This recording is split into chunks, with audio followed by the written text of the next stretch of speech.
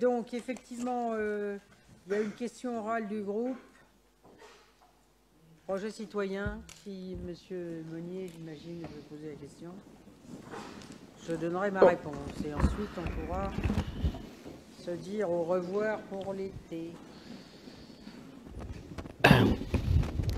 Merci Madame le maire.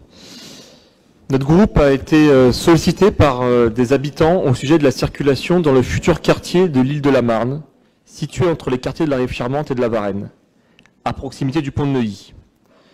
Sur ce qui était encore, il y a peu, une zone naturelle d'une superficie de 90 000 m², vous êtes en train d'y construire 500 logements, soit 1300 habitants supplémentaires, équipés environ de 800 voitures.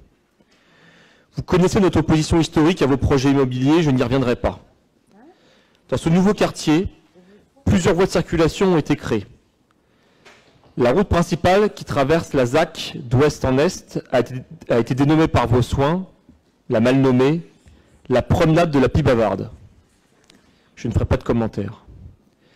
Vous le savez sûrement, la circulation dans ce quartier est déjà extrêmement difficile pour une bonne partie de la journée.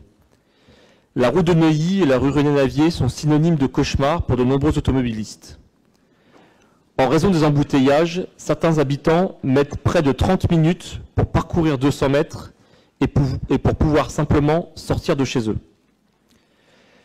Lors d'une présentation du projet de ZAC, il avait été indiqué que les futurs habitants de la ZAC entreraient par la route de Neuilly et y ressortiraient directement afin de ne pas générer de flux de voitures supplémentaires dans le quartier.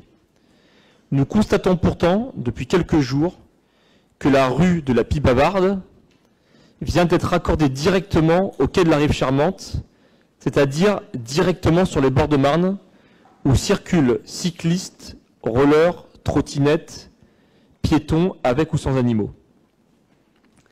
Madame le maire, rassurez-nous, dites-nous qu'il s'agit d'une erreur. Vous ne comptez tout de même pas envoyer des centaines de voitures chaque jour sur les quais des bords de Marne, lieu de promenade incontournable à Noisy. Vous ne prévoyez pas tout de même de faire pénétrer dans le quartier des centaines de voitures supplémentaires alors que celui-ci est déjà totalement saturé. Merci d'avance par vos réponses que nous espérons précises.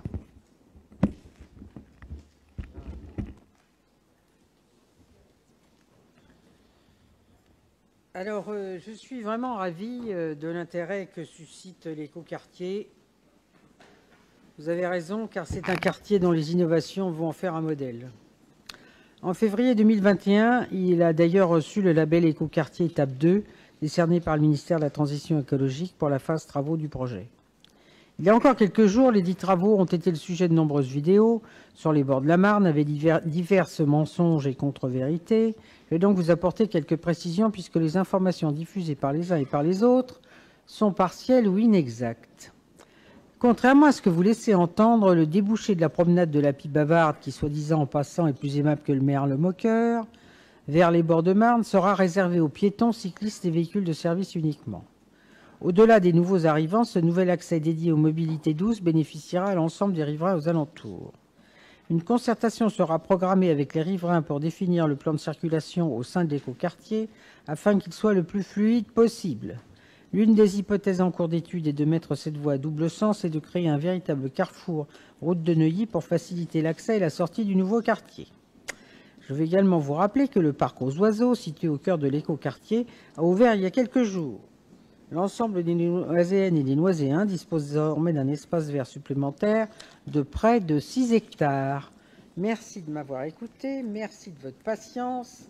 Il est 2 heures du matin, je vous propose que nous clôturions cette séance